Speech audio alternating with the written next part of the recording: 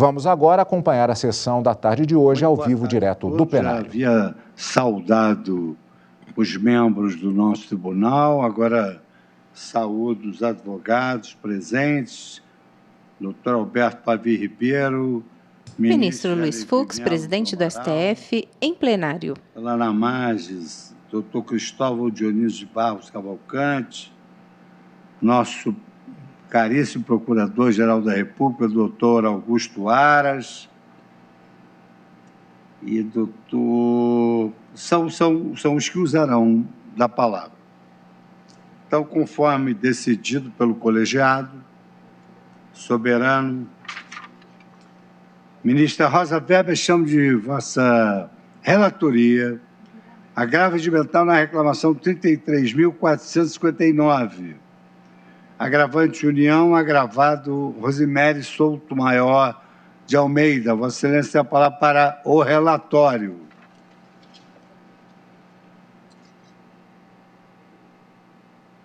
Som.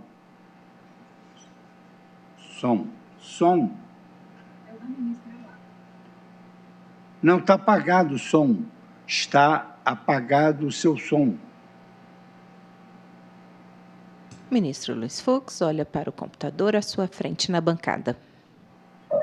Tá, agora deu.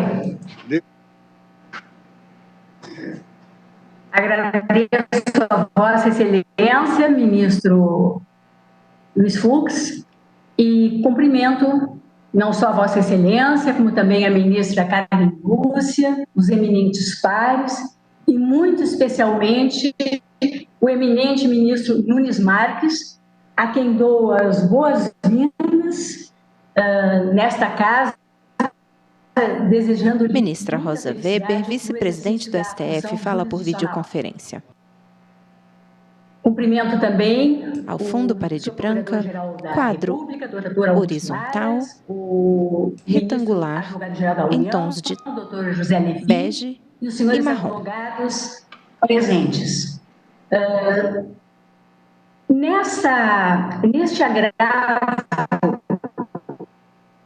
regimental apregoado por Vossa Excelência, em reclamação constitucional, a que neguei seguimento,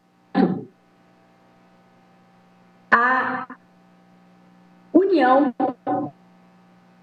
manejou o presente agravo em reclamação com decisão exarada pelo juízo da 5ª Vara Federal da Judiciária de Pernambuco e ainda com decisão em agravo de instrumento, o mesmo feito pelo desembargador federal Ronivon de Aragão. A imagem da ministra está indisponível. Tribunal Federal para ações nacional do Ministério Público, uma vez que nelas foi declarada restabelecida a imagem da Justiça Federal para a ação ordinária, na qual pretendida a declaração de nulidade de sanção disciplinar aplicada pelo CNMP a membro do Ministério Público. Peguei, senhor presidente, reclamação na jurisprudência prevalecente desta Casa, em decisão que, como eu disse, desafiou o presente agravo regimental, cujo julgamento a primeira turma entendeu de afetar a este plenário face à relevância os limites da competência da Suprema Corte e ainda em setembro de 2009, na reclamação 15.564 sobre minha relatoria em que a oportunidade de 3 ministros, Marco Aurélio e Roberto Barroso. Eu vou me eximir, senhor presidente, de fazer a leitura dos fundamentos, né, deduzidos a hora agravante, mas onde afirma que ter conhecimento da jurisprudência prevalecente desta Casa, mas jurisprudência essa firmada no julgamento conjunto da AO 1814, questão de ordem, sob a relatoria do ministro Marco Aurélio, em 2014, e da ACO 1680, sob a relatoria do ministro saudoso e querido Teori Zavascki, também em 2014. Jurisprudência essa, segundo a qual não atraem a competência originária deste Supremo Tribunal Federal as ações ordinárias que tenham por objeto atos do CNJ e do CNMP. Todavia, ainda, né, e eu brevemente refiro, a união agravante sugere mitigada a jurisprudência dessa Suprema Corte e reforçada a hipótese de usurpação de competência do Supremo Tribunal Federal a partir das decisões proferidas nos processos que nomina, que seriam reclamações sob a relatoria da ministra Carmen Lúcia e do ministro Dias Toffoli, mais de uma de cada um. Argumenta, por fim, a União que o novo entendimento desse Supremo Tribunal Federal quanto ao tema tem o fito de evitar que o ato proferido por um dos conselhos, no âmbito de sua atividade finalística, disciplinar, prevista na Constituição da República, possa estar sob jurisdição diversa desta Corte Suprema. Houve um pedido em função de invocado período in mora, de suspensão da eficácia do ato do CNMP, que aplicou esta sanção a membro do parquê, por juízo incompetente, interferir indefinidamente na atividade disciplinar do Conselho. Agravo na reclamação 33459, agravante, União. Neguei seguimento à reclamação, entendendo que não tinha havido usurpação da competência do Supremo Tribunal Federal. É o breve relato, presidente. Antes de passar a palavra ao ministro Gilmar Mendes para o seu relatório, eu apenas consigno que não foi audível a minha fala sobre a aprovação da ata da sessão anterior. Os senhores estão de acordo? Há algum destaque na ata da sessão anterior? Ministro Luiz Fux. Não havendo, então, isso fica consignado. Concedo a palavra ao ministro Gilmar Mendes para a leitura do relatório da DI 4412. Boa tarde, presidente. Boa tarde a todos. Também eu queria, na oportunidade, cumprimentar o ministro Nunes Marques por sua participação agora na sua segunda sessão. Ministro Gilmar Mendes fala por videoconferência ao fundo Parede de Madeira, aparador com diversos porta-retratos. A segunda turma na terça-feira. Senhor Procurador-Geral, senhores advogados, trata-se de ação direta proposta pela Associação dos Magistrados Brasileiros, AMB, contra o artigo 106 do Regimento Interno do Conselho Nacional de Justiça, com a redação dada pela Emenda Regimental 01 de 2010, de 9 de março de 2010. Eu até lembro, ministra Rosa Weber, que esse dispositivo, o artigo 106, ele tem a mesma redação do artigo 66 que se aplica ao Ministério Público. É a mesma redação. A requerente alega que o artigo 106 do Regimento Interno do CNJ, tanto na sua redação originária quanto na redação atual, padece de vício de inconstitucionalidade material, uma vez que vai além das competências previstas no artigo 103b, violando o devido processo legal, previsto no artigo 5º, inciso 55, e usurpando competências desta Corte, versadas no artigo 102.1l da Constituição.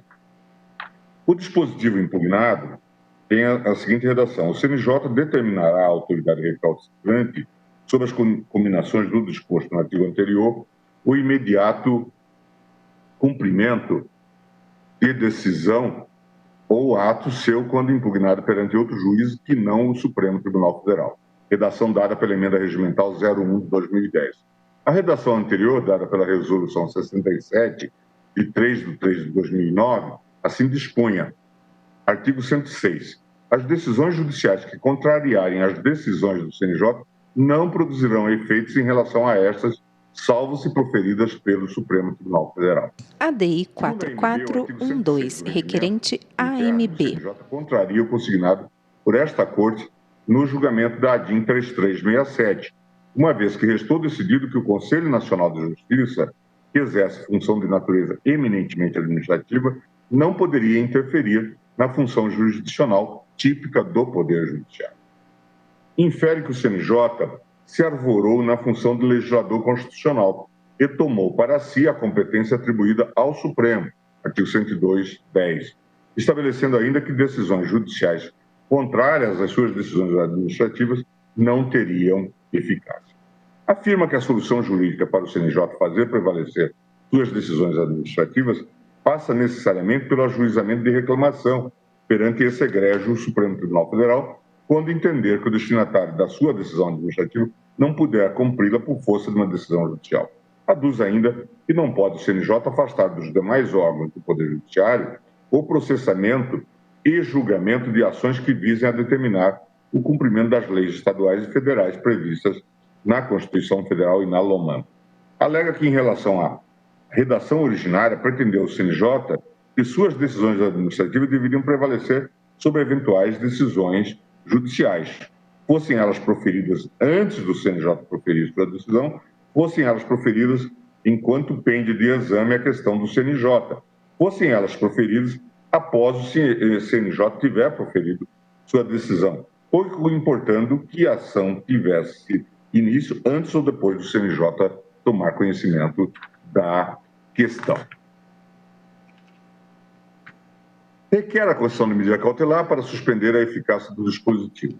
Considerando a relevância da matéria, apliquei o artigo 12 da Lei 9868. O CNJ prestou informações. A Advocacia Geral manifesta-se pela constitucionalidade do dispositivo impugnado. A Procuradoria-Geral igualmente opina pela improcedência da ação. A AMB apresentou pedido de reconsideração da decisão que aplicou o artigo 12, alegando meu impedimento para relatar o feito. Terminei, então, o encaminhamento dos autos à presidência da Corte. Em 5 de agosto de 2019, a presidência entendeu que o caso não reclamava redistribuição e determinou o retorno dos autos ao meu gabinete. Em 21 de novembro de 2019, a Advocacia Geral apresentou nova manifestação. Com base na fungibilidade das medidas cautelares disponíveis no microsistema do controle concentrado de constitucionalidade, requer a suspensão nacional dos processos que discutem a competência do STF para processar e julgar as ações contra o CNJ, controvérsia constitucional diretamente ligada à validade do artigo 106 do Regimento Interno do CNJ, ato aqui impugnado. Argumentou, em síntese, que as demandas propostas contra o CNJ são da competência exclusiva desse Supremo Tribunal Federal. Não há razão para que atos expedidos por tal Conselho deixem de produzir seus efeitos em decorrência de impugnações realizadas perante juízos diversos, de hierarquia inferior e sujeitos à autoridade institucional do Conselho para uniformizar práticas administrativas diversas do Poder Judiciário. Esse raciocínio encontra respaldo no voto do ministro César Peluso, relator da ADIM 3367, julgado em 13 de 4 de 2005, que conclui que o desenho institucional do CNJ só pode ser assegurado com a exigibilidade dos atos do Conselho, de todos os juízes hierarquicamente situados abaixo desta Suprema Corte. Destaca precedentes firmados a partir de 2014, nos quais o Supremo restringiu sua competência fixada no artigo 102.1-R da Constituição apenas para as ações mandamentais impetradas contra ato do CNJ. Alega a AGU, no entanto, que alguns precedentes já passaram a reinterpretar a competência do artigo 102 1R da Constituição, de modo a estabelecer a competência do STF independentemente da ação manejada, sempre que se impugnar ato do CNJ relacionado à sua competência constitucional. Nesse sentido, cita a PEC 4656, o agravo regimental na reclamação 15564 e a reclamação 37840. Assim, diante do quadro de Ministro Gilmar Mendes, relator. Em relação ao juízo competente e à eficácia dos atos do CNJ, a fim de preservar as atribuições dos conselhos constitucionais, requer a suspensão do andamento de todos os processos e de decisões judiciais emitidas pelas instâncias da Justiça Federal contra a validade de atos praticados pelos conselhos constitucionais criados pela Emenda Constitucional número 45 de 2024. Em 25 de novembro de 2019, deferi parcialmente a medida cautelar requerida pela AGU, a de referendo do plenário, para determinar a suspensão de todas as ações ordinárias em trâmite na Justiça Federal que impugnem atos do CNJ praticados no âmbito de suas competências constitucionais estabelecidas no artigo 103b, parágrafo 4º da Constituição. A Advocacia Geral da União pediu esclarecimentos quanto ao alcance do dispositivo da decisão que deferiu em parte a medida cautelar pleiteada. A Associação dos Magistrados apresentou agravo interno contra o deferimento parcial da medida cautelar, pleiteando a reconsideração, pelo menos em parte, de modo a permitir o regular trâmite das ações já ajuizadas, bem como o ajuizamento de ações que impugnam decisões proferidas em sede de procedimento disciplinar. Deferi o ingresso da Associação dos Juízes Federais do Brasil, da Associação Nacional dos Magistrados Estaduais e da Associação Nacional dos Procuradores da República na condição de amicus curiae. O Procurador-Geral Augusto Aras, em 17 de nove de 2020, apresentou manifestação pela conversão do referendo da cautelar em julgamento definitivo de mérito e pela procedência do pedido de declaração de agravo na reclamação 33459, agravante União. CNJ. É esse o relatório, presidente. Então, realizado o relatório, eu concedo a palavra ao ministro José Levi Melo do Amaral Júnior, advogado-geral da União, que falará tanto no agravo quanto em relação à ação direta, e dispondo do prazo de 15 minutos. Doutor Zé Levi tem a palavra.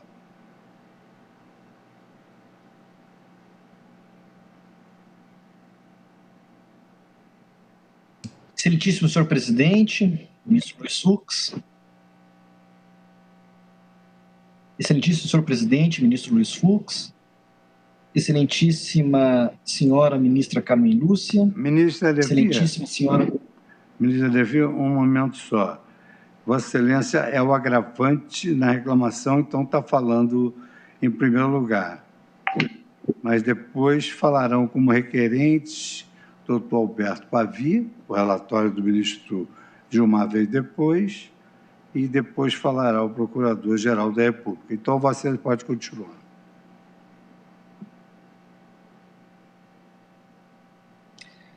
Excelentíssimo senhor presidente, ministro Luiz Fux, excelentíssima senhora ministra Carmen Lúcia, excelentíssima senhora ministra Rosa Weber, relatora da reclamação. José Levi Melo, do Amaral Júnior, advogado-geral da União. Especial, ministro Gilmar Mendes, relator da ação direta. Ao fundo, estante de madeira escura com diversos livros, à esquerda, bandeira do Brasil. Sua Excelência, o ministro Nunes Marques, desejando o maior sucesso, pleno sucesso como juiz constitucional do nosso país.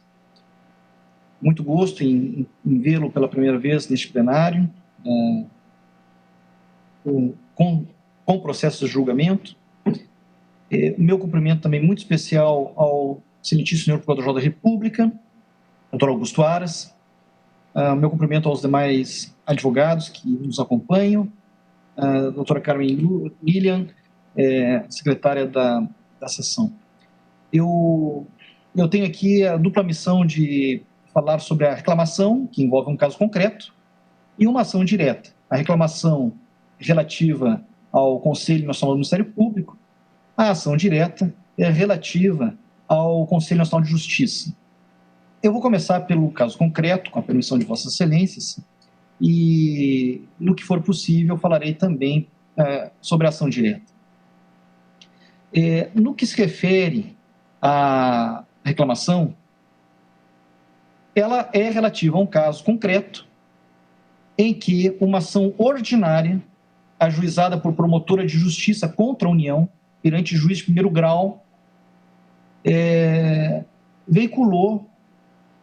postulou a declaração de nulidade de decisão do Conselho Nacional do Ministério Público que impôs à promotora sanção disciplinar. Sobrevieram decisões foram reclamadas, que são reclamadas, suspendendo a decisão do CNMP, deferindo tutela de urgência em favor da promotora e determinando que as penas fossem sobrestadas até a ulterior decisão. Ao negar seguimento à reclamação, Sua Excelência a ministra relatora seguiu a interpretação de que, leio, as ações ordinárias ajuizadas visando a desconstituição de ato do CNJ ou CNMP submete-se às normas comuns de competência disciplinadas pelo direito processual. Digo eu, com o máximo respeito, a União entende que a decisão merece ser revisitada. A situação tratada nos autos enquadra-se na hipótese excepcional apta a atrair a competência originária deste Supremo, tal qual destacado no julgamento e nos debates da questão de ordem na ação originária 1814. No precedente, que é de setembro de 2014, ficou assente regra geral que, dever de lealdade dizer, está refletida na decisão agravada nesta reclamação. No entanto, já naquela ocasião, quando do julgamento da questão de ordem, foram lançadas considerações extremamente pertinentes, por exemplo, no voto de Sua Excelência, o ministro Dias Toffoli, no sentido de ressalvar a possibilidade de ser reconhecida a competência deste Supremo em determinadas situações, analisadas em cada caso concreto, quando estivesse em jogo a relevante missão fiscalizadora e disciplinadora do CNJ. No caso referindo-se ao CNJ, evidentemente aplica-se também a mesma compreensão ao CNMP, que é o objeto da reclamação. E essa ponderação teve eco em julgados posteriores. Sua Excelência, o ministro Dias Toffoli, destacou naquela oportunidade a necessidade de o Supremo reconhecer a sua competência originária para apreciação de ações ordinárias também em face do Conselho. No caso, Conselho Nacional de Justiça. No caso aqui, o CNMP. Quando? Leia o ministro Dias Toffoli. Quando o julgamento da celeuma jurídica, por instância diversa, possa subverter a posição constitucional atribuída ao Conselho na estrutura do Poder Judiciário. Digo eu, sem dúvida, o que se tem é, essencialmente, um foro por hierarquia. Nesse sentido, nesse exato sentido, também conclui Sua Excelência o ministro Dias Toffoli. Devem ser preservadas a apreciação primária desta Suprema Corte, as demandas que digam respeito às atividades disciplinadora e fiscalizadora do CNJ, que repercutem frontalmente sobre os tribunais ou seus membros, como é o caso, ainda que não veiculadas por ação mandamental, que é a restrição feita pelos precedentes, o que corresponde às ações que versem sobre a autonomia dos tribunais ou o regime disciplinar da magistratura. Volto ao meu raciocínio. Penso que um exemplo é a PET 4656, da relatoria de Sua Excelência a ministra Carmen Lúcia. Nela, o plenário reconheceu a competência do Supremo, competência originária do Supremo, no que toca à ação ordinária que for ajuizada com o objetivo de desconstituir decisão do CNJ, que determinava a exoneração de servidores comissionados de um Tribunal de Justiça. Por quê? Como entender o CNJ? A lei que julgamento conjunto, agravo na reclamação 33459 e ADI 4412. No cumprimento de suas missões constitucionais, o Supremo, na petição 4656, entendeu ser competente, ele, Supremo, para apreciar a demanda, mesmo em não se tratando de um mandado de segurança, mesmo em não se tratando de uma ação mandamental. No referido caso, da relatoria de Sua Excelência a ministra Carmen Lúcia, o Supremo reconheceu a restrição às ações de natureza mandamental. Poderia acabar dando à Justiça Federal de primeira instância a possibilidade de definir os poderes do CNJ, o que subverteria a natural relação hierárquica constitucionalmente estabelecida. Permito-me o juízo, estou absolutamente aderente a este precedente, a esta consideração da ministra Carmen Lúcia, como também penso ter deixado claro em relação à citação que fiz, Sua Excelência, o ministro Dias Toffoli. Essa flexibilização em relação à regra geral, ou pelo menos uma tendência de flexibilização do entendimento adotado na questão de ordem, quanto às ações ordinárias que se relacionam às atividades disciplinadora e fiscalizadora dos dois conselhos, parece-me que vem ganhando cada vez mais espaço em ambas as turmas do Supremo, como se observa a partir de recentes decisões nesse sentido. E cito, por exemplo, a reclamação 15.564 da relatoria de Sua Excelência, o presidente da Corte, ministro Luiz Fux. E também há diversas decisões monocráticas que têm reconhecido a competência originária do Supremo para julgar ações anulatórias de atos disciplinares do CNJ e do CNMP. Por exemplo, a PEC 7955, também do ministro Luiz Fux, a reclamação 30.384 da relatoria de Sua Excelência, a ministra Carmen Lúcia, a ação originária 1973 de Sua Excelência, o ministro Dias Toffoli, desculpem, a 1973, salvo engano meu, é da ministra Carmen Lúcia, Sua Excelência, a ministra Carmen Lúcia também. Bom, diante desse panorama que se desenha, me parece extremamente importante esta oportunidade para que o plenário do Supremo volte a cuidar do tema, para fixar a interpretação de que as demandas relacionadas às atividades finalísticas, disciplinadora e fiscalizadora do Conselho Nacional de Justiça e do Conselho Nacional do Ministério Público devem estar sob a jurisdição do Supremo, independentemente de veiculadas por ação ordinária ou mandado de segurança, independentemente de ação comum ou um remédio constitucional mandamental. Do contrário, sem revisitar, penso, estaríamos na circunstância de conferir à Justiça Federal de primeira instância o poder de delinear as atribuições do Conselho Nacional de Justiça e do Conselho Nacional do Ministério Público, no exercício de suas funções constitucionalmente atribuídas finalísticas, com subversão ao esquema hierárquico estabelecido pela Constituição. Além disso, a restrição da competência originária do Supremo, apenas pela natureza processual da demanda, mandado de segurança, mandado de junção, habeas data, habeas corpus, enfim, ações mandamentais, penso que acaba possibilitando burla à própria fixação de competência. Isso porque o indivíduo acaba ganhando a possibilidade de utilizar-se da ação ordinária para escapar à jurisdição do Supremo. Assim, é importante deixar assente, penso eu, a interpretação de que a competência originária do Supremo, constante do artigo 102, inciso 1º, a linha R da Constituição, não se firma apenas pela natureza processual da ação, mas também pela análise da substância da matéria deduzida em juízo. Dito isso, relativamente ao caso concreto subjacente à reclamação, permitam-me, Vossas Excelências, passar a algumas considerações sobre a ação direta, que, claro, coloca-se de outra maneira. É um juízo em abstrato. E específico sobre um dispositivo, com redação mais recente, com redação nova, o regimento interno do Conselho Nacional de Justiça, que originalmente previa o imediato cumprimento de decisão ou ato seu, o Conselho, o CNJ, quando impugnado perante outro juízo que não o Supremo Tribunal Federal.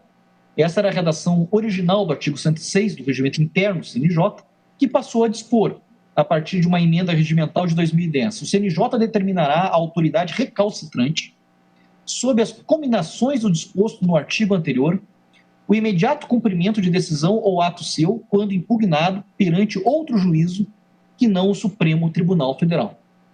Digo eu, trata-se de um debate relevante sobre a própria efetividade do desenho institucional promovido pela emenda 45, a reforma do Poder Judiciário ocorrida em 2004. Fala o advogado-geral da União, José Levi Melo do Amaral Júnior. Penso eu, não há que falar de violação do devido processo legal, nem de violação à competência privativa desta Suprema Corte. O que se tem, na verdade, é justamente o núcleo do quanto consta da linha R do inciso 1º do artigo 102 da Constituição, que o regimento interno do CNJ, penso eu, o artigo 106, em especial, buscou concretizar e preservar, como passo a demonstrar de maneira sintética. Eu acredito, esse advogado-geral acredita, que o artigo 106 do regimento interno do CNJ é mero corolário do dispositivo que reserva ao Supremo Tribunal Federal a competência para processar e julgar ações contra o CNJ. De fato, as demandas propostas em face do CNJ são da competência exclusiva do Supremo. Não há nenhuma razão para que os atos expedidos pelo CNJ deixem de produzir seus efeitos em decorrência de impugnações realizadas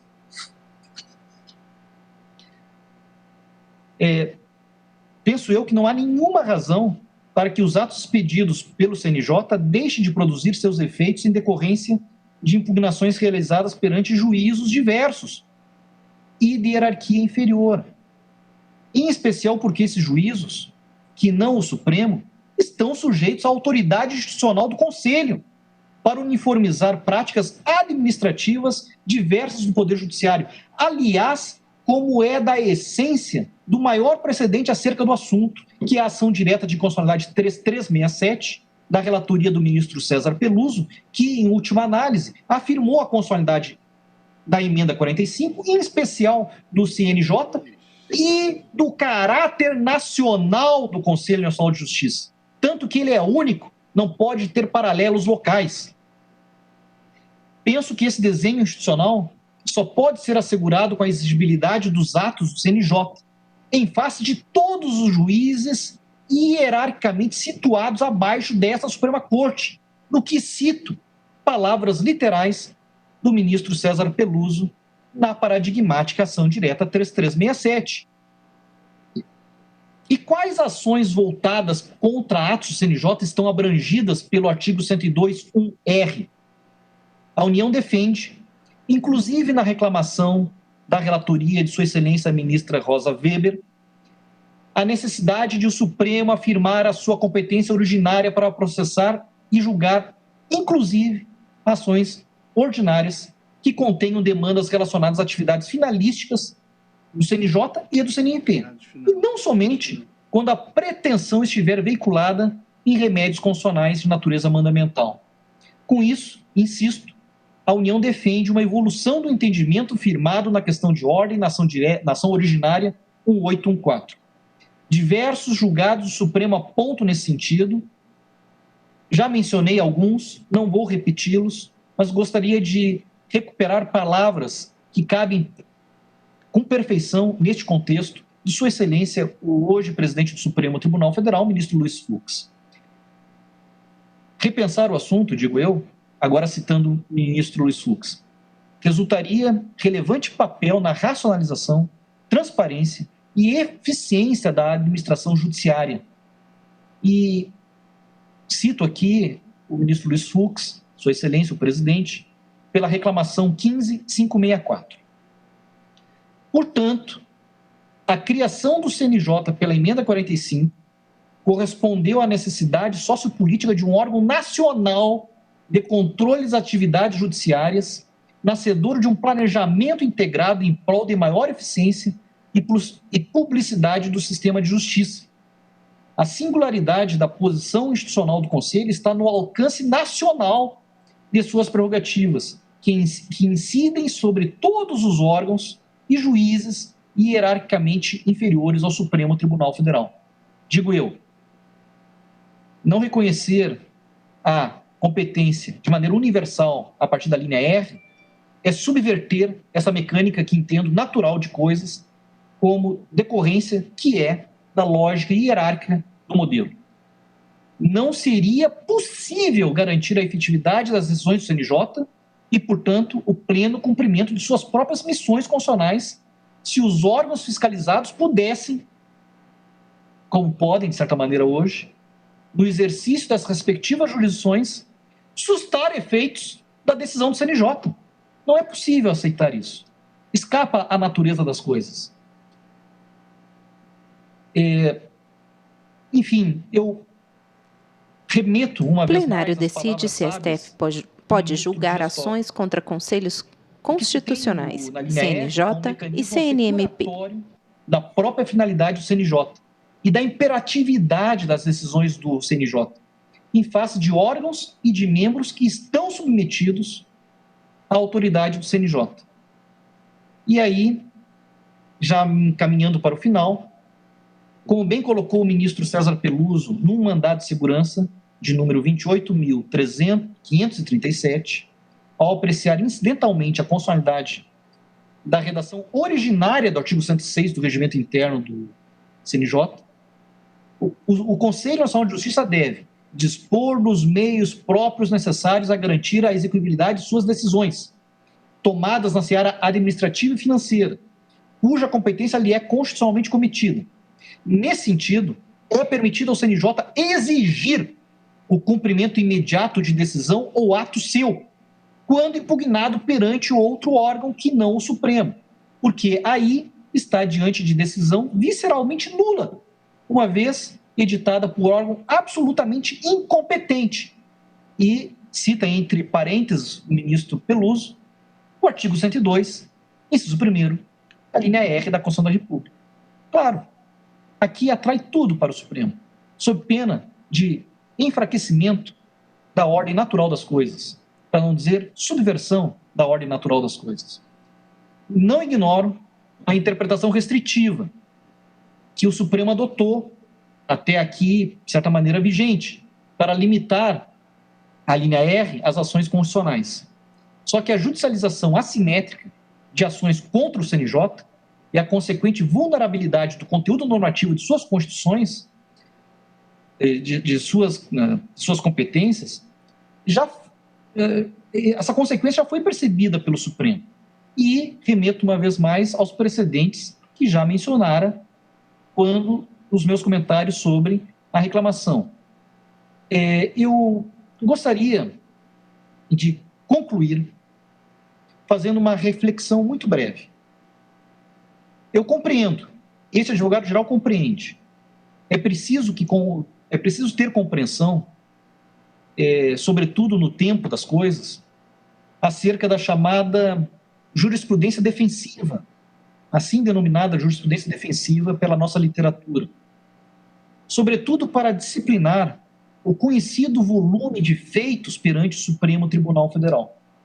Porém, mecanismos constitucionais, legais e regimentais vários, diversos mesmo, inclusive compreensões jurisprudenciais devidamente amadurecidas por vossas excelências, estão a disciplinar e a filtrar adequadamente o fluxo processual perante o tribunal.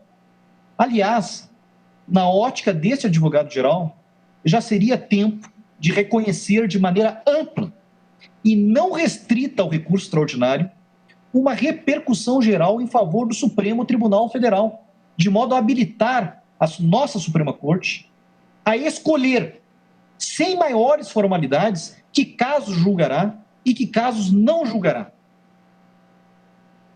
Mas essa é uma consideração de lege ferenda, mas uma consideração de lege ferenda de quem acredita e acredita muito e confia muito na Suprema Corte do seu país.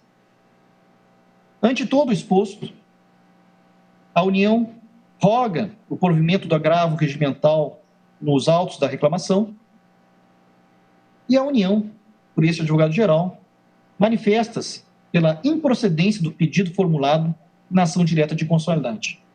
Peço perdão pela extrapolação do tempo, ao mesmo tempo que agradeço muito a compreensão de vossas excelências. Muito obrigado. Muito obrigado, doutor Zé Levi. Não se estendeu de forma alguma, tendo em vista que Vossa Excelência se pronunciou não só sobre o agravo da reclamação da ministra Rosa Weber, como também na ação declaratória de inconstitucionalidade. Agora usará da palavra, pelo tempo regimental de 15 minutos, o requerente na ação direta de inconstitucionalidade 4.412 da Associação dos Magistrados Brasileiros, AMB, o doutor Alberto Pavi Ribeiro.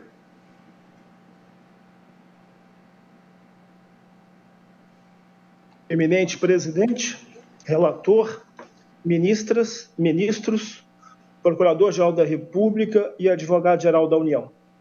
Saúdo inicialmente o eminente ministro... Julgamento conjunto, agravo na reclamação 33459 ADI 4412. O Tribunal Regional Federal da Primeira Região, fato esse que os advogados militantes nos tribunais sediados em Brasília podem atestar.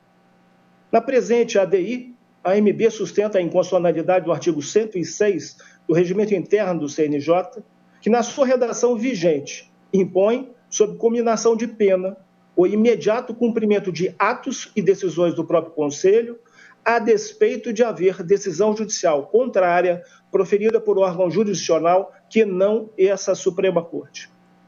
Na primeira redação, a norma tinha um alcance maior, porque bastava a existência de decisão judicial que estivesse contrariando o ato ou decisão do CNJ, para que tivesse de prevalecer o ato ou decisão do CNJ. Na redação atual, fala-se em decisão ou ato quando impugnado perante outro juízo que não o Supremo Tribunal Federal. O alcance parece ser mais restrito, porque a norma circunscreveu sua hipótese de incidência aos atos e decisões do CNJ que estivessem sendo impugnados perante outro juízo. Sustentação oral, Alberto Pavi Ribeiro. O CNJ fez aquilo que, no julgamento da ADI 3367, essa Corte afirmou que ele não poderia fazer data vênia. Com efeito, duas foram as observações apontadas pelo eminente ministro César Peluso, no julgamento daquela ADI, para refutar a alegação de inconstitucionalidade da emenda 45, quando criou o CNJ. A primeira, de que não seria possível presumir que viesse o CNJ a praticar ato capaz de invadir a competência jurisdicional. E a segunda, de que estaria sempre reservado ao Supremo Tribunal Federal o exame da legitimidade e constitucionalidade dos atos do CNJ. Infelizmente, a suposição do eminente ministro não se confirmou. O CNJ adentrou na função de legislador constitucional e, por meio da norma ora impugnada, tomou para si a competência, que é dessa Suprema Corte, prevista no artigo 111(10) da Constituição, de examinar em sede de reclamação eventual usurpação da competência do Supremo Tribunal Federal por algum tribunal ou juiz. O CNJ foi além do que se poderia imaginar para estabelecer que as decisões judiciais contrárias às suas decisões administrativas não teriam eficácia. Não é por outra razão que o eminente ministro César Peluso, em sede de decisão liminar, chegou a declarar a inconstitucionalidade incidental do artigo 106 do regimento, na sua redação originária, como restou claro no seguinte trecho da decisão. Abro aspas. É evidente a inconstitucionalidade de qualquer decisão do CNJ ou de interpretação que se dê à decisão do CNJ que tenda a controlar, modificar ou inibir a eficácia de decisão jurisdicional, como se dá no caso onde foram tidas como ineficazes as decisões do Tribunal de Justiça do Maranhão, fecho aspas.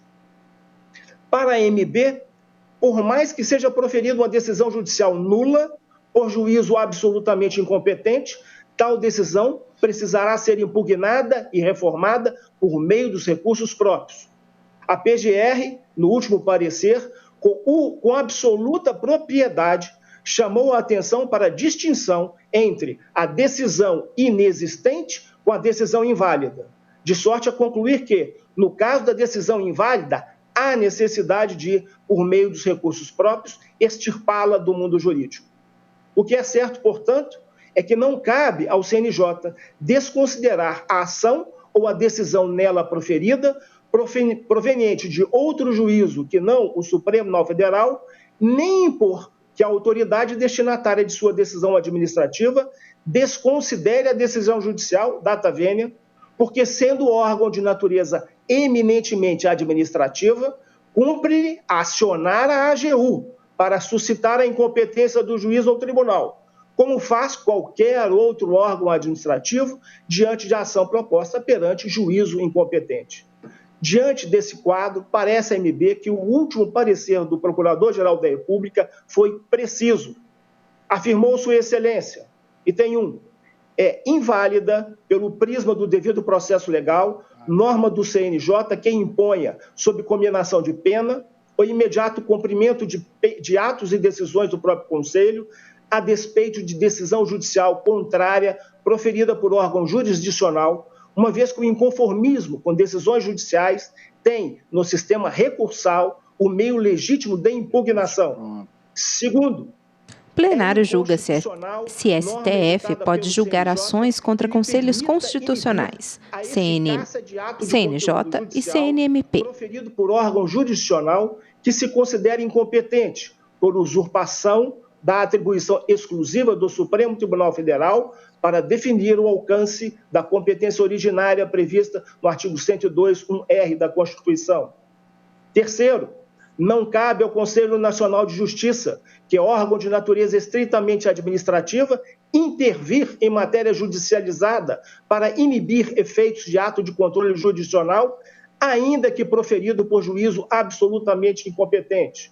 Quarto, o ato judicial proferido por juízo absolutamente incompetente é nulo e não inexistente, motivo pelo qual seus efeitos permanecem válidos enquanto não extirpados por decisão judicial proferida por órgão jurisdicional competente. Quinto, a execuibilidade das decisões do CNJ não autoriza interferência do órgão de controle em atividade jurisdicional do juiz e dos tribunais. E sexto, cabe exclusivamente ao Supremo Tribunal Federal decidir sobre o alcance da sua competência originária, sem desbordar dos parâmetros traçados pelo artigo 102(1) da Constituição e da diretriz hermenêutica de direito estrito, que não comporta ampliação para além das hipóteses taxativamente previstas no texto constitucional. Esses os fundamentos que, de forma resumida, devem levar essa Corte a julgar a ação procedente. Permitam-me, porém, eminentes ministros, tratar da questão posta pela AGU, que mereceu por parte do relator o deferimento de uma medida cautelar para sobrestar o julgamento de ações de rito ordinário em curso perante a Justiça Federal. Para a AGU, as demandas propostas contra o CNJ são da competência exclusiva dessa Suprema Corte, motivo pelo qual não haveria razão para que os atos expedidos por ele deixem de produzir seus efeitos em decorrência de impugnações realizadas perante juízos diversos de hierarquia inferior. Não é bem assim. A premissa correta de que as ações contra o CNJ sejam da competência dessa Suprema Corte não leva à conclusão apresentada de validade da norma do regimento interno do Conselho Nacional de Justiça. A questão da competência das ações propostas contra atos e decisões do CNJ é algo que tem sido objeto de exame e consideração dessa Corte desde a instauração do CNJ. E caberá a essa Corte decidir, não ao CNJ. Por essa razão é que a solução não pode ser a defendida pela AGU de declaração de validade da norma impugnada do regimento interno do CNJ, que atribui ao CNJ uma competência que ele não possui, mas sim o ajuizamento de reclamações nessa Suprema Corte, caso essa Corte volte a afirmar que também as ações de rito ordinário não seriam da sua competência. Com efeito, eminentes ministros, é preciso lembrar que essa Corte, desde a instalação do CNJ, realizou um movimento claramente direcionado a restringir o conhecimento das ações que visavam ao questionamento de atos e decisões direto ou indiretamente proferidos pelo CNJ. Agora, poderá revisitar a matéria para fixar o entendimento que essa Corte entender como mais acertado. Pois bem, se antes da edição da norma que é impugnada, redação originária de 2009 e a vigente de 2010, já se tinha um cenário de várias decisões isoladas e coletivas recusando a competência dessa Suprema Corte, a situação veio a se pacificar quando, em 2014, decidiu o plenário, no julgamento das questões de ordem nas AOs 1608 e 1814, fixar o entendimento de que ações de rito ordinário seriam da competência da Justiça Federal. Naquele momento, a AMB apresentou um memorial, apontando para o fato de que, a prevalecer aquele entendimento, já seria a hipótese de essa Corte declarar incidentalmente a inconstitucionalidade do artigo 106 do regimento interno do CNJ. O memorial foi objeto de consideração apenas no voto vista do eminente ministro Dias Toffoli, tendo Sua Excelência ficado parcialmente vencido, porque já apontava para a necessidade de manter sob a competência dessa Corte ações contra o CNJ que versassem sobre determinados temas mais relevantes de interesse nacional e institucional. Porém, de 2014 para cá, essa Corte tem promovido paulatinamente a revisão daquele entendimento, como se viu, por exemplo, no julgamento da petição 4656 do plenário, relatoria da ministra Carmen Lúcia, e na reclamação 15564, primeira turma, relatoria de Vossa Excelência, senhor presidente, ministro Luiz Fux. E ontem o ministro Roberto Barroso indicou que deverá seguir o mesmo entendimento da primeira turma. De fato, a literalidade da hipótese de cabimento das ações contra o CNJ não deveria causar dúvidas sobre sua interpretação, para considerar-se da competência desse Supremo Tribunal Federal também as ações de rito ordinário. Mas a interpretação que foi dada nas questões de ordem também é válida e está assentada em fundamentos relevantes. Vindo, porém, a ser modificada novamente essa interpretação, para fixar que compete a essa Corte a competência para as ações de rito ordinário contra o CNJ, situações ocorrerão de decisões judiciais que possam estar indiretamente contrariando atos e decisões do CNJ. E aí subsistirá a necessidade de proclamar a inconstitucionalidade do artigo 106 do regimento interno do CNJ.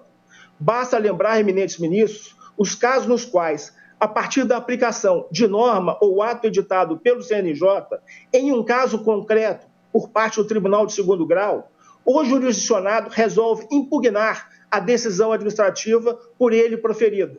A administração do Tribunal de Segundo Grau teria dado cumprimento à norma ou ato editado pelo CNJ e proferido uma decisão em sede administrativa. A parte, inconformada, entende questionar o ato por mediação própria. Em casos como tais, a competência será necessariamente ou do Tribunal de Segundo Grau em sede de mandado de segurança ou do juízo de primeiro grau em ação de rito ordinário. São inúmeras as decisões proferidas por Vossas Excelências nesse sentido, ao negar o conhecimento de mandado de segurança impetrado contra atos de tribunais de segundo grau que teriam dado aplicação a normas e atos editados pelo CNJ.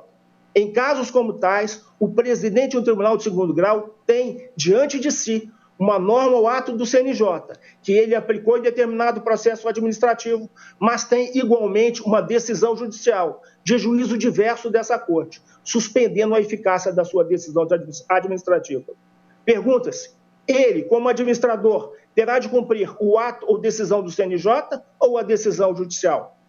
Se prevalecer a validade do artigo 106 do regimento interno do CNJ, terá o presidente do tribunal de continuar observando o ato ou norma do CNJ e descumprir a decisão judicial que tiver impugnado o ato do seu tribunal que determinava a observância da norma ou ato do CNJ.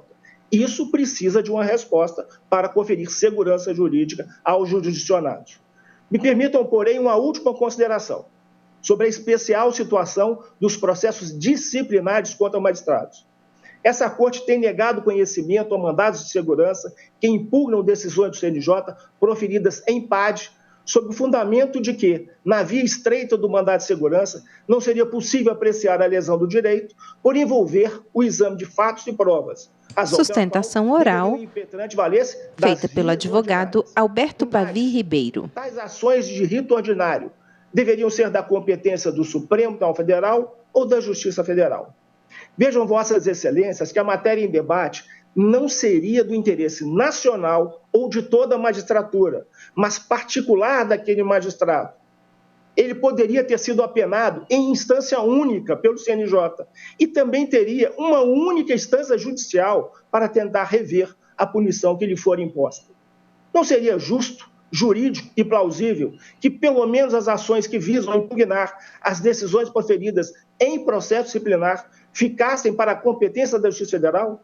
O juiz apenado teria a possibilidade de obter a revisão judicial em primeiro grau, em segundo grau, em recurso especial e até mesmo, eventualmente, recurso ordinário. Esse entendimento, salvo melhor juízo, não briga com a solução dada pela primeira turma na reclamação 15564 da relatoria de Vossa Excelência, eminente presidente, ministro Luiz Fux. Então, o plenário decide se a STF pode julgar ações contra conselhos constitucionais, CNJ, CNMP. Do regimento interno do CNJ e quanto ao pedido da AGU mesmo declarando a competência desse Supremo Tribunal Federal para as ações de rito ordinário contra atos do CNJ, admita que as ações contra a decisão proferida em impádio permaneçam sob a competência da Justiça Federal. Muito obrigado, eminente presidente. Eu é que agradeço o seu poder de síntese, doutor Pavim, e passamos agora à oitiva dos Amicus Curiae. Falará pelo Amicus Curiae, Associação Nacional dos Magistrados Estaduais, ANAMAS, doutor Cristóvão Dionísio de Barros Cavalcante.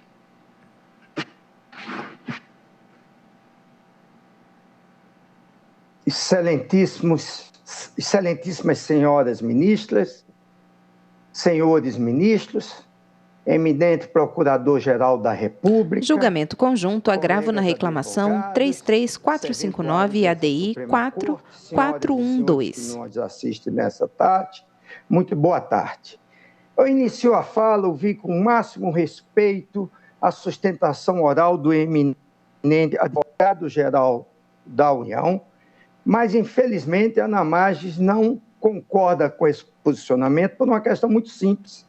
Se nós estivéssemos analisando a Constituição Francesa, estaria corretíssimo o pensamento de entender que um quórum tão qualificado como o CNJ não se poderia ser anulada a decisão pelo juiz federal.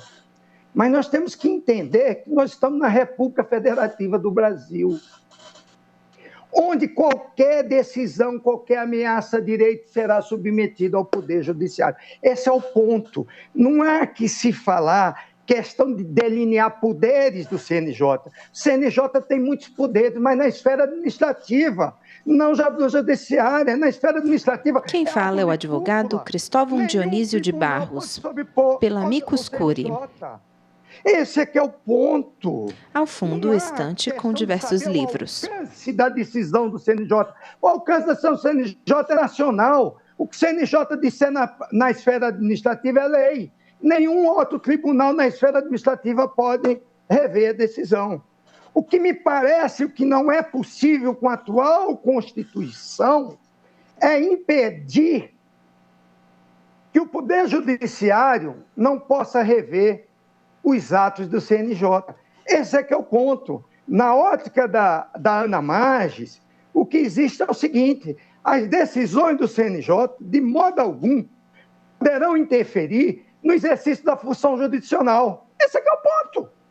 Então, com o máximo respeito, o artigo 106 do Regimento Interno do CNJ, ele padece de inconstitucionalidade, como de chapar de inconstitucionalidade, como diz o ministro Pertence.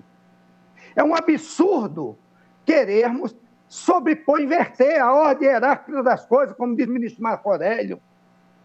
Porque tem um quórum qualificado, a decisão do CNJ tem que sobrepor a decisão jurisdicional. Com o máximo respeito, isso não faz o menor sentido. Repito, as decisões do CNJ, de modo algum, pode interferir no exercício da função jurisdicional. Esse é o primeiro ponto que a ANAMAS vai defender, os atos jurisdicionais dos magistrados. É que atribuições do CNJ são de natureza puramente administrativo. Com máximo respeito, exigir o cumprimento imediato de decisão do CNJ contra ato impugnado que não seja do Supremo Tribunal Federal, está diante de dispositivo visceralmente nulo, uma vez que é ditada por órgão absolutamente incompetente. O CNJ é incompetente para decidir questões jurisdicional. Este é que é o ponto. O inciso 35 do artigo 5, ele é muito tranquilo da Constituição Federal. A lei não excluirá de apreciação do Poder Judiciário ameaça ou lesão de direito. Então, portanto, não há previsão constitucional que autorize o CNJ exercer função judicial. Plenário decide se STF pode julgar ações contra conselhos constitucionais. CNJ, CNMP. É administrativo. Então, não há hierarquia aqui, não há hierarquia entre decisão judicial... Julgamento conjunto, agravo na reclamação 33459 e ADI 4412. Se vossas excelências entenderem que nós estamos na França, onde as decisões administrativas fazem coisa julgada, aí é diferente. Aí vamos mudar a Constituição, vamos alterar a Constituição, mas vamos fazer dentro do devido processo legal. E não fazer letras mortas da Constituição para botar o CNJ como órgão de culpa. Ele já é, mas com relação à decisão administrativa, não jurisdicional. Agora, se vossas excelências também entenderem que devem dar uma interpretação conforme do artigo 102, inciso 1, letra R, que diz que compete ao Supremo Tribunal Federal processar e julgar as ações contra o Conselho Nacional de Justiça, eu entendo que vai estar restringindo aquela regra do inciso 35, artigo 5º da Constituição Federal. Porque a partir do momento que vossas excelências fixarem que só cabe ao Supremo Tribunal Federal ter o direito de reformar as decisões do CNJ com o máximo respeito, Vossa Excelência vão chamar para si processo que não acaba mais. E olha que o Supremo já tem tarefa, porque eu sei que Vossa Excelência trabalham dia e noite, sábado, domingo e feriado. Eu vou dar aqui um exemplo de um caso concreto. Não vou dizer o nome do magistrado, aonde ele foi num tribunal lá do norte, teve a pena de disciplinar de afastamento compulsório. Ou seja, remoção compulsória foi a pena que aplicou. Perfeito. O Ministério Público Estadual não concordou com a pena, queria aposentadoria.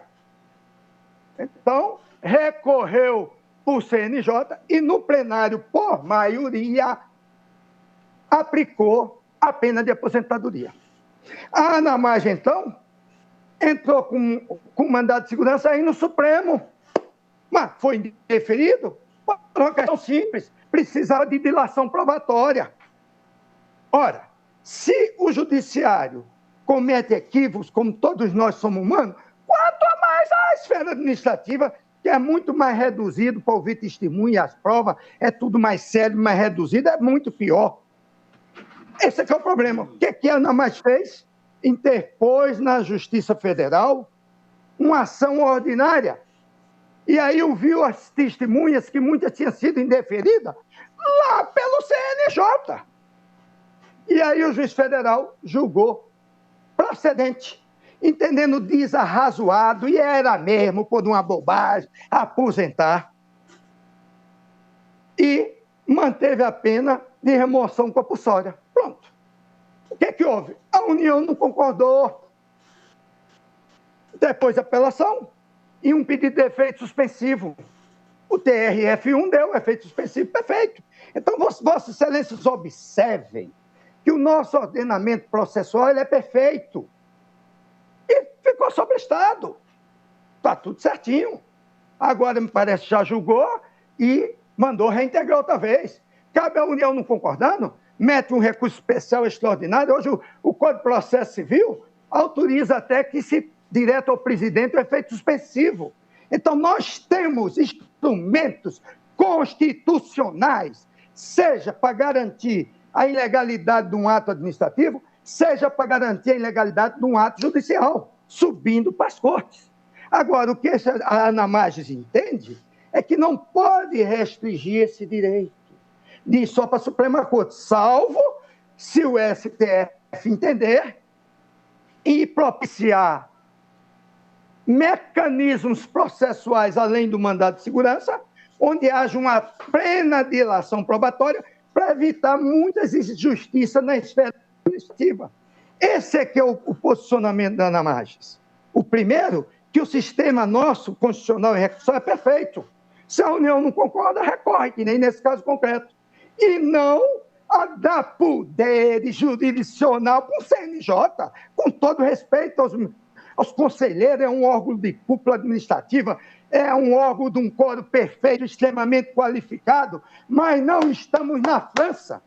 Esse é o ponto. Nós estamos no Brasil. Se essa aí viola, vamos mudar a Constituição, mas não autorizar que agora, daqui a pouco, Vossa Excelência estão dando cada vez mais força, já está autorizando um órgão administrativo de ser que um órgão de função jurisdicional só do Supremo que pode interferir aqui. Não pode. Isso aí, com o máximo respeito, parece que seja o entendimento mais adequado. E eu não vou cansar Vossas Excelências, porque já foi esmiuçada toda a questão.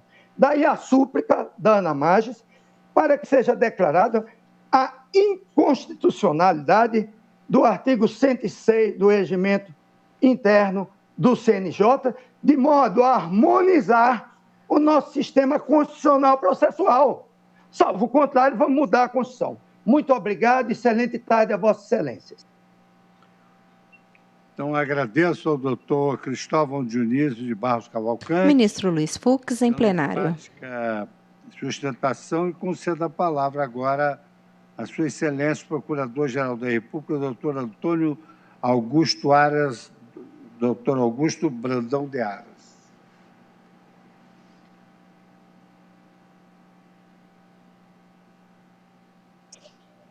Excelentíssimo senhor presidente da Suprema Corte Brasileira, ministro Luiz Fux, excelentíssimas senhoras ministras, excelentíssimos senhores ministros, excelentíssimo senhor ministro Nunes Marques, a quem cumprimento nesta primeira oportunidade. Julgamento conjunto, agravo na reclamação 33459 ADI 4412. Sucesso e felicidades nessa nova etapa da carreira que se inicia.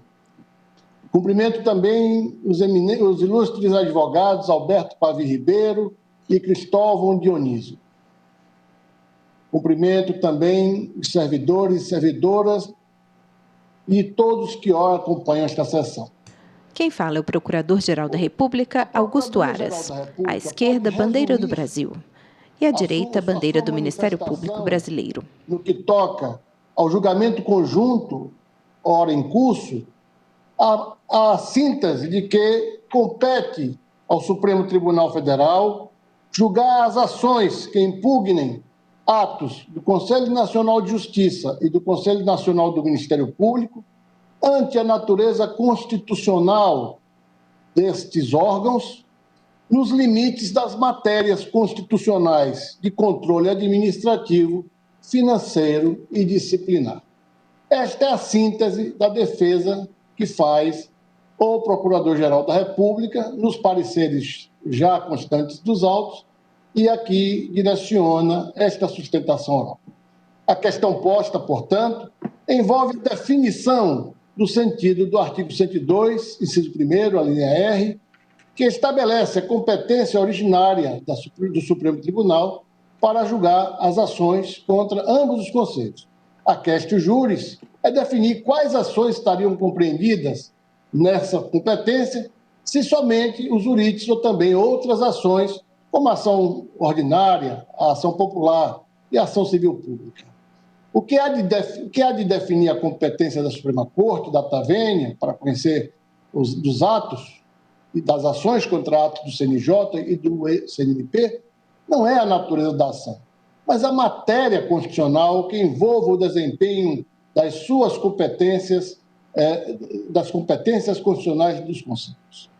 O Supremo Tribunal Federal, a partir do julgamento da questão de ordem na ação originária 1814, firmou entendimento no sentido de que a sua competência para julgar ações contra atos do Conselho Nacional de Justiça seria restrita aos urites em que o CNJ figure como órgão coator.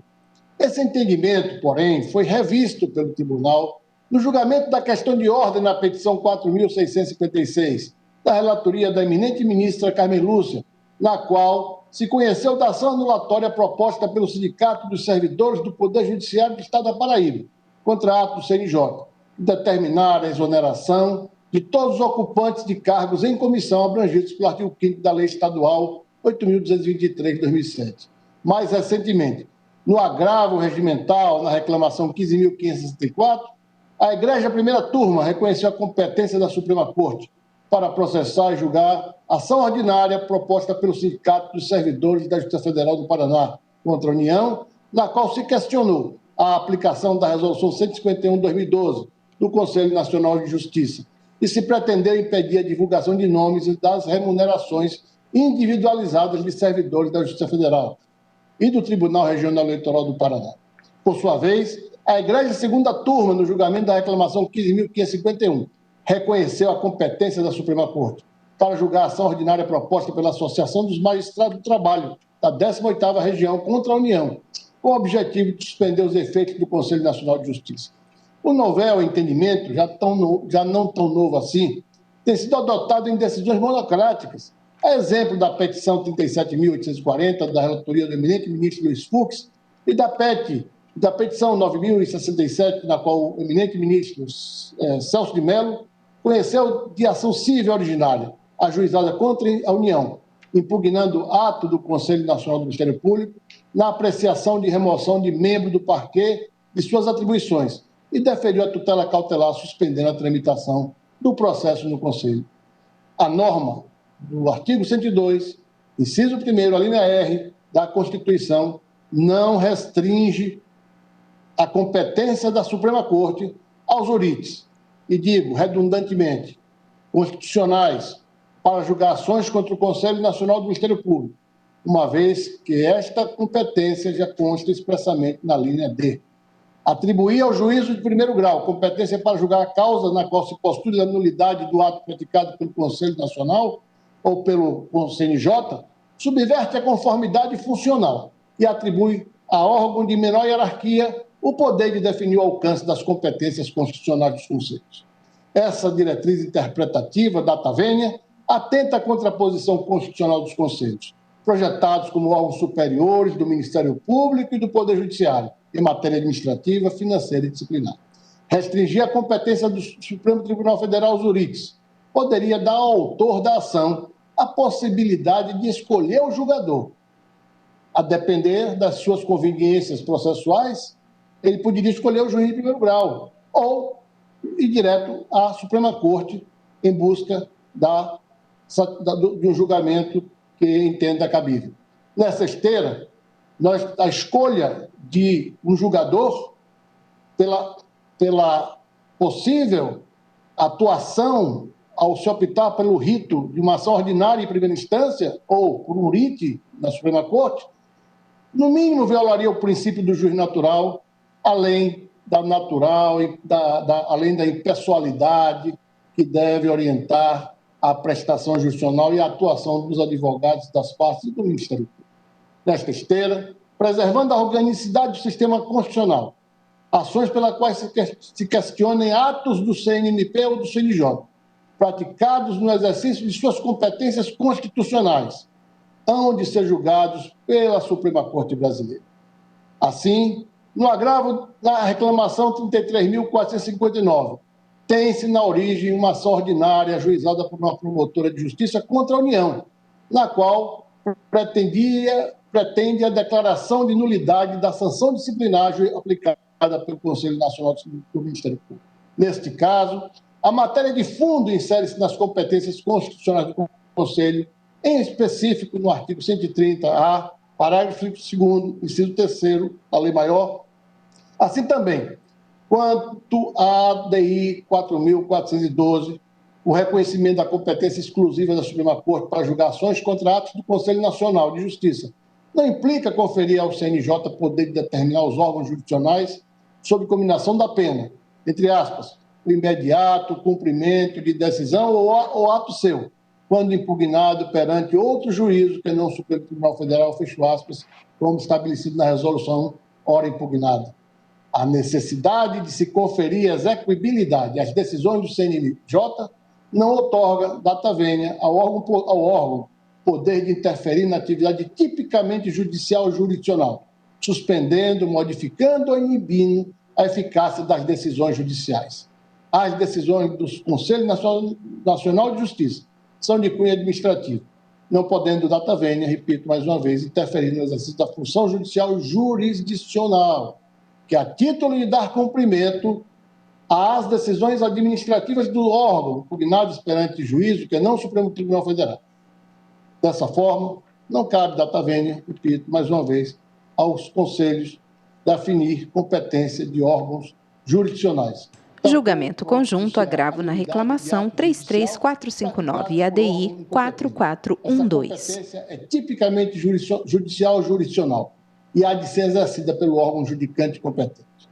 Em razão de tudo quanto aqui é exposto, é que opina o Procurador-Geral da República pelo provimento do agravo na reclamação 33.459 para reconhecer a competência do Supremo Tribunal Federal para o julgamento da ação ordinária, na qual a promotora de justiça pretende a declaração de nulidade de sanção disciplinar aplicada pelo Conselho Nacional do Ministério Público, e também pela procedência do pedido feito pelo autor na ADI 4.412, de modo a declarar a inconstitucionalidade do artigo 106 do Regimento Interno do Conselho Nacional de Justiça, tanto na sua redação originária, quanto na conferida pela emenda regimental 01/2010. É como se manifesta o Procurador-Geral da República nesta sentada. Muito obrigado, senhor presidente, senhoras ministras, senhores ministros, senhores advogados. Muito obrigado, doutor Antônio Augusto Brandão de Aras, pela sua sustentação. E agora eu passo a palavra à ministra Rosa Weber para proferir o seu voto no agravo regimental na reclamação 33. Ministro Luiz Fux, presidente do STF.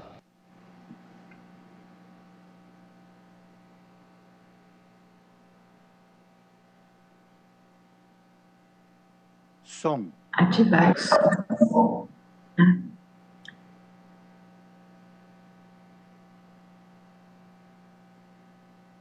Julgamento conjunto, agravo na reclamação 33459 e ADI 4412. Mas, como Vossa Excelência sabe, eu estou encontrando alguma dificuldade com esse equipamento. Eu poderia me limitar, senhor presidente, e aqui renovo a minha saudação a todos, a dizer que eu nego provimento ao agravo. E nego provimento ao agravo firme na jurisprudência que estava assentada nesta Suprema Corte. Vota a ministra Rosa Weber, vice-presidente do STF. Julgamento conjunto, inclusive da ADI, eu vou tecer algumas considerações justamente para reforçar a minha convicção no sentido de reafirmar a jurisprudência da Corte. Destaco de início que agravante neste agravo manejado diante da minha decisão de negativa de seguimento à reclamação, reitera a alegação da competência originária dessa Suprema Corte, fixada no artigo 2.1 da nossa Constituição Federal, segundo o qual me cabe processar e julgar originariamente as ações contra o Conselho Nacional de Justiça e contra o Conselho Nacional do Ministério Público. A beneficiária da decisão reclamada propôs ação ordinária para que este ato do Conselho Nacional do Público lhe aplicou penalidade disciplinar. E nesta ação ordinária, ela postulou a declaração de tanto do procedimento avocado, de número 1000322-2018-68, e subsidiariamente da sanção de desconto dos valores equivalentes às faltas injustificadas em duplicidade que lhe foram imputadas. O juízo da 5ª Vara Federal da Seção Judiciária de Pernambuco, nos autos deste processo, concedeu tutela provisória de urgência para suspender a decisão do CNMP, que impôs a punição administrativa à promotora integrante do Ministério Público, portanto. A tutela recursal liminar requerida pela União em agravo de instrumento contra a decisão que suspendeu provisoriamente a penalidade imposta foi indeferida, à míngua dos pressupostos recursais e considerada a jurisprudência assente do Supremo Tribunal Federal nos termos da decisão proferida pelo desembargador do Tribunal Regional Federal da 5ª Região.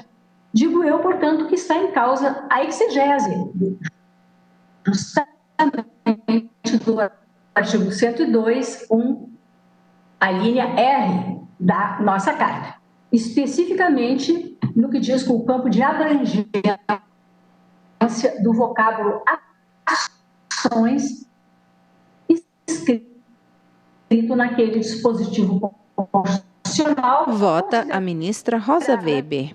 A jurisprudência, pelo menos até então, prevalecente. Plenário decide se a STF pode julgar ações contra conselhos constitucionais, CNJ, CNMP. Do artigo 102 da Constituição da República, conferiu competência original a este Supremo Tribunal Federal para processar e julgar, como acabei de lembrar, as ações contra o Conselho Nacional de Justiça e contra o Conselho Nacional Público. Que no julgamento da questão de ordem instaurada na PET 3.674, questão de ordem de relatoria do ministro Sepúlveda Pertence, o Tribunal Pleno, este Tribunal Pleno, delineou algumas importantes balizas iniciais acerca da interpretação do aludido dispositivo constitucional, úteis à análise em torno da competência do Supremo Tribunal Federal no tema, ainda que naquela ocasião tratasse o Tribunal Pleno especificamente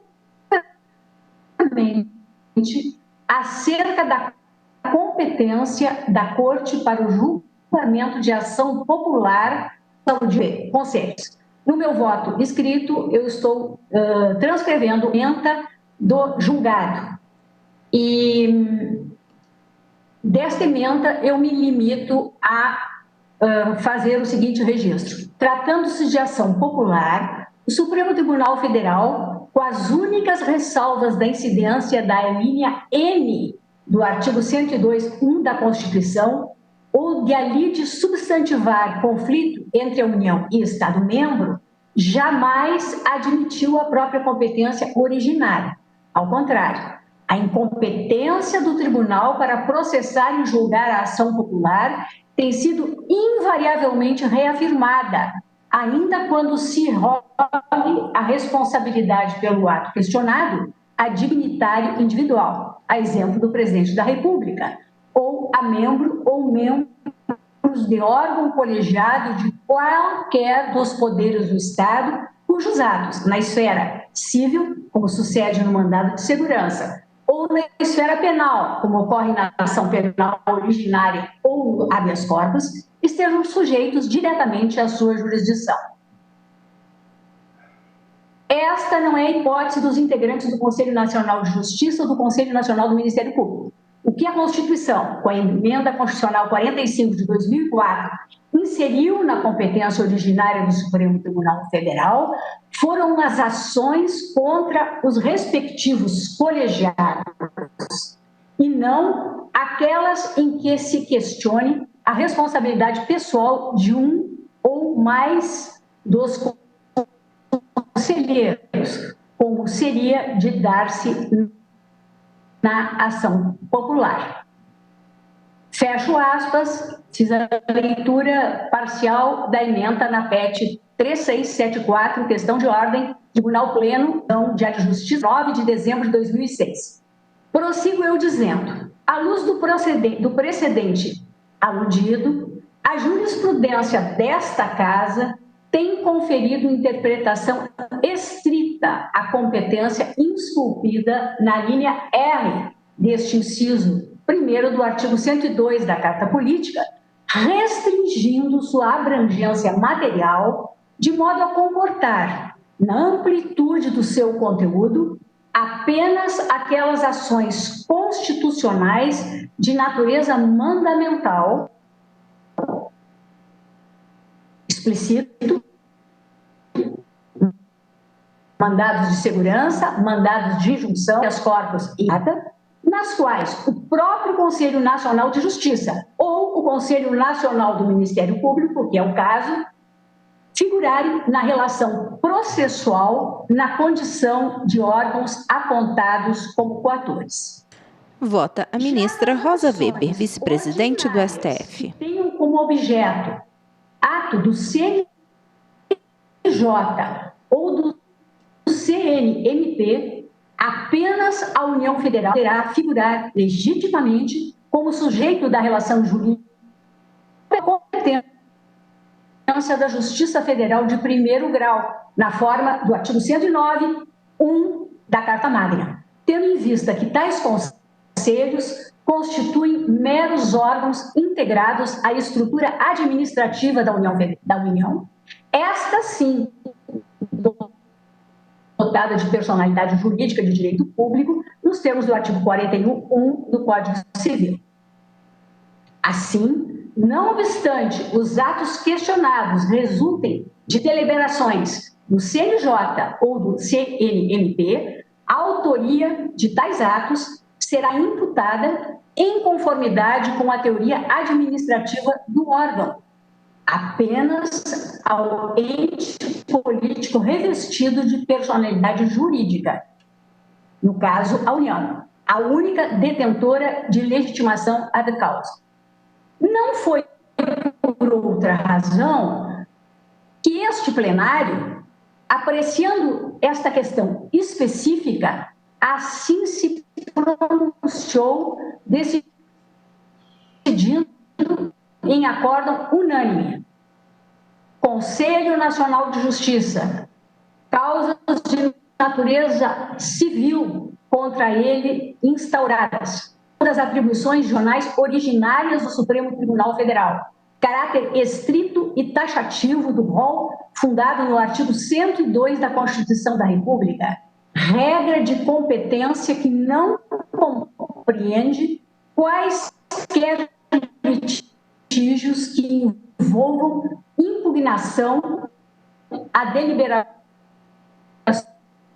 do CNJ, reconhecimento da competência originária do Supremo Tribunal Federal, apenas e cuidado de mandado de segurança, de data, de habeas corpus ou de mandado de injunção, em situações em que o CNJ, órgão não personificado, definido como simples parte formal, investido de mera personalidade judiciária ou de capacidade de ser parte,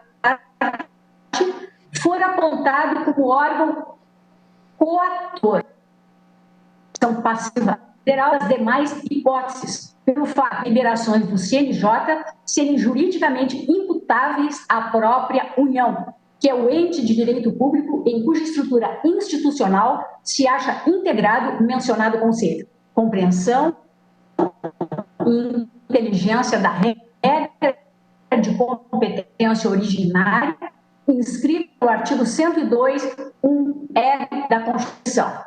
Doutrina, ação originária não conhecida, recurso grave improvido.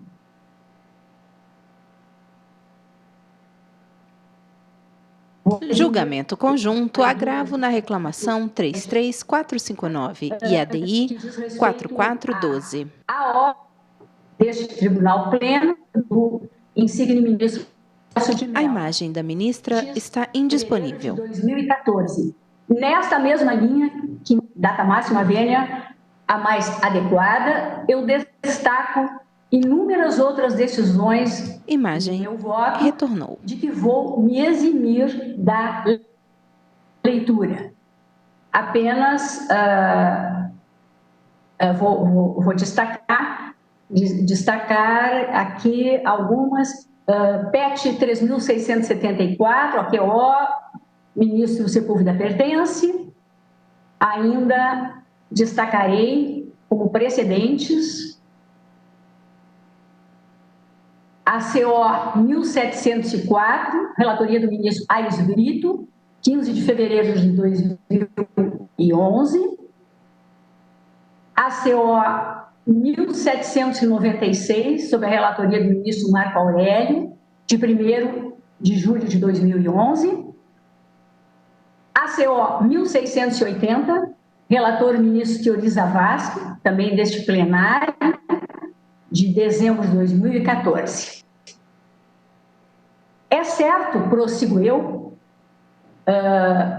que o Supremo Tribunal Federal tem procedido à superação sempre pontual e excepcional da interpretação firmada no julgamento plenário da PEC, também já citada, 3.774, de modo a reconhecer a competência originária do Supremo Tribunal Federal para apreciar os litígios envolvendo temas relacionados às prerrogativas institucionais e orientações normativas do Conselho Nacional de Justiça e, paralelamente, do Conselho Nacional do Ministério Público, valendo transcrever a ementa da decisão proferida pela primeira turma desta Corte ao exame do agravo regimental na reclamação 15.564, multicitada, em julgamento em via e na qual fiquei vencida, tornando-se redator para o acordo Vossa Excelência, senhor presidente, eminente ministro Luiz Fux.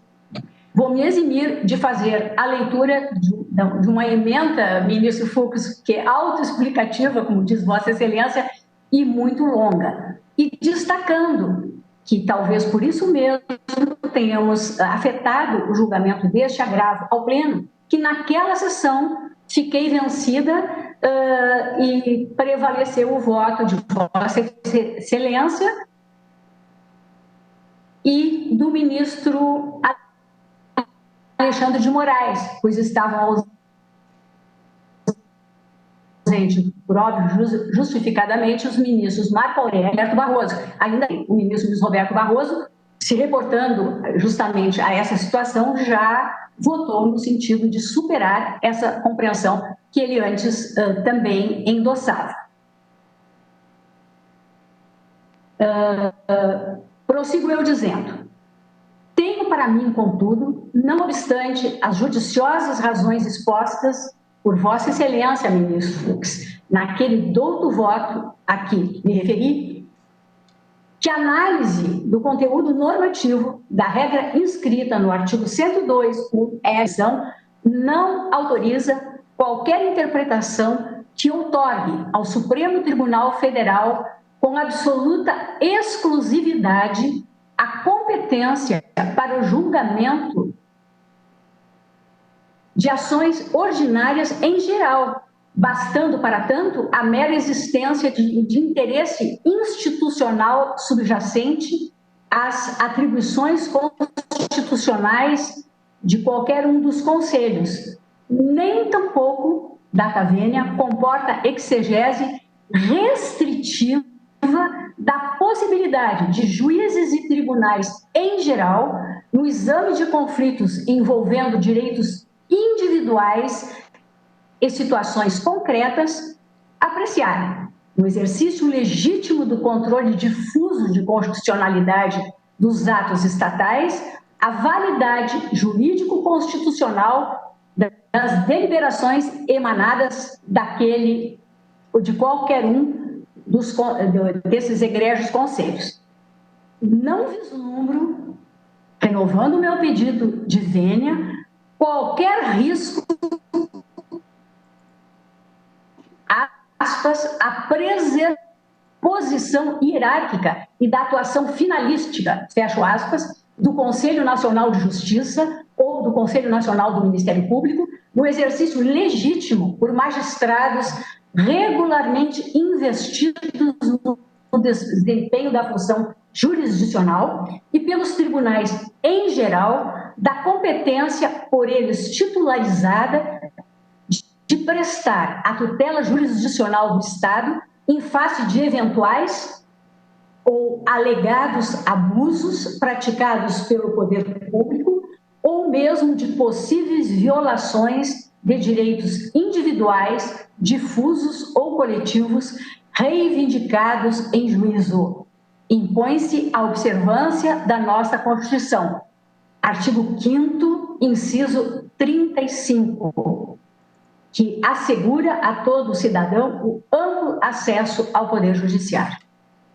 Eventual decisão judicial que afaste de maneira pontual e individualizada em relação apenas aos sujeitos de um determinado litígio, os efeitos e consequências de alguma singular deliberação administrativa proferida pelo Conselho Nacional de Justiça ou pelo Conselho Nacional do Ministério Público, não apresenta, com a devida vênia, o potencial de, aspas, fragilizar a autoridade institucional e a própria efetividade de sua missão, fecho aspas, ainda mais se considerar que tais decisões judiciais estão sujeitas ao controle formal e material exercido pelos órgãos jurisdicionais de instância superior, seja pela via recursal, seja ainda pelos instrumentos autônomos de impugnação.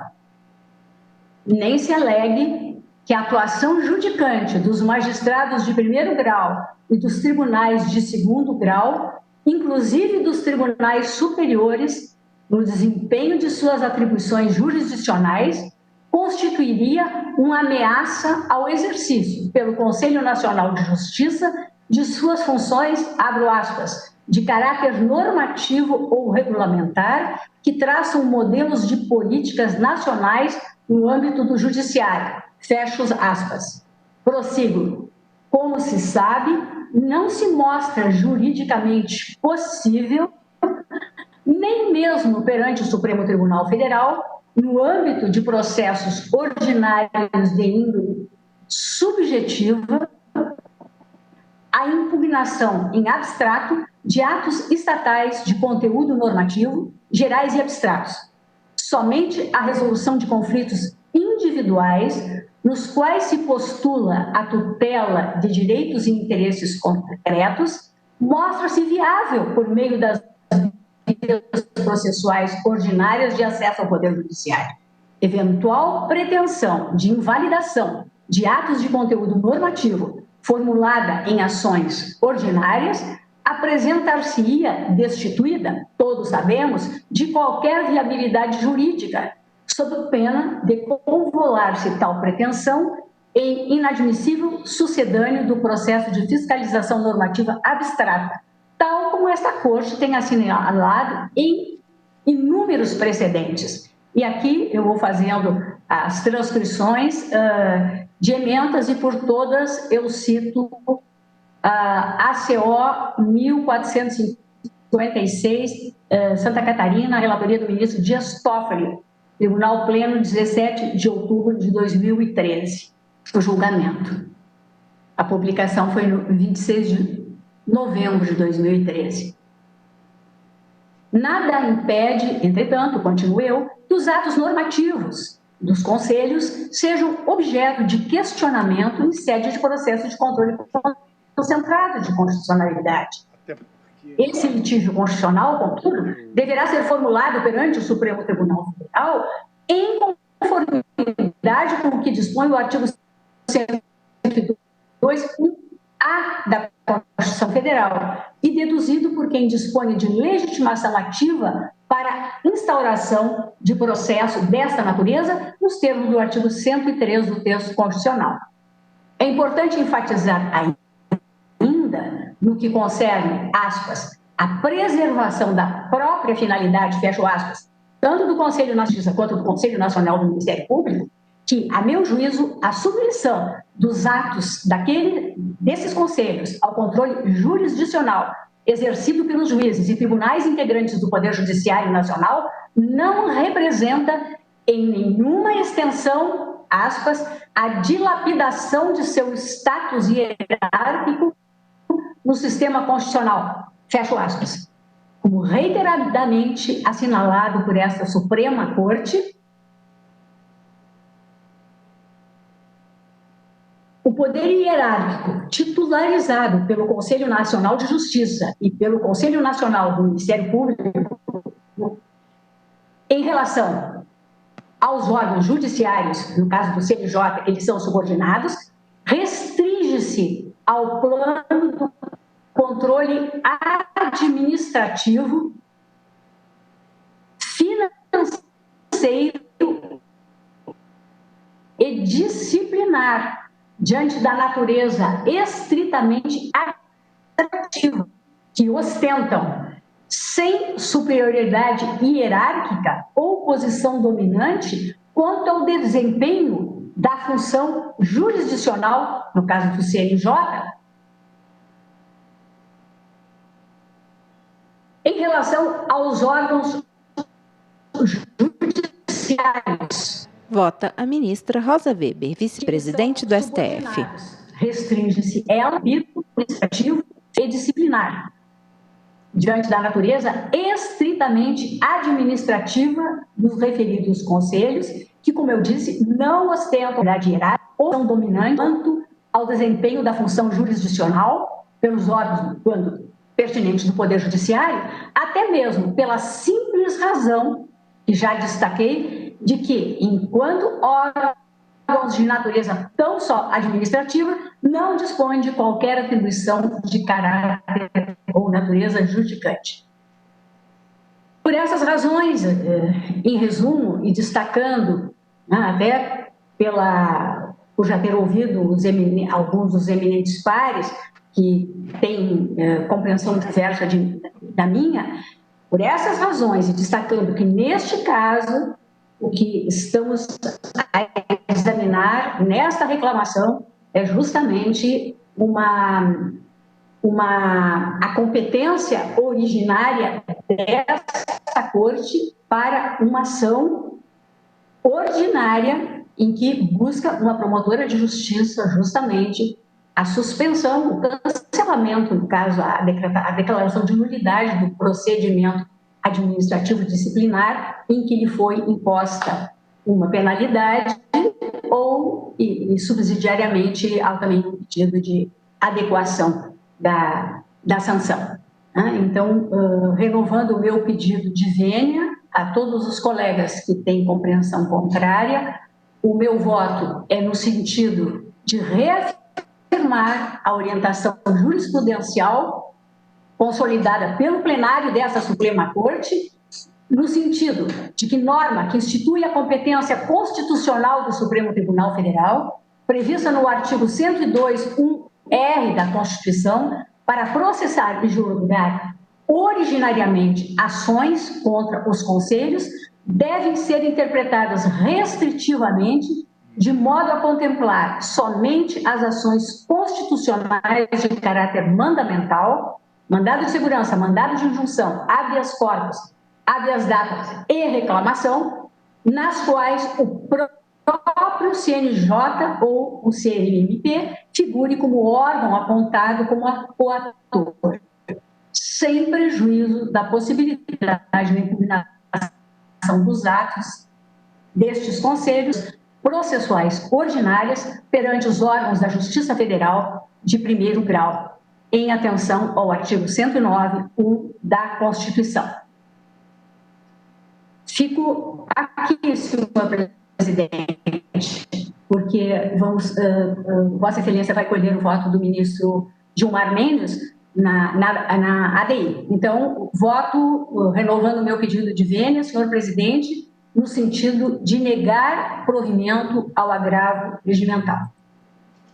O plenário julga se STF pode julgar ações contra conselhos constitucionais, CNJ, CNMP. De 30 minutos.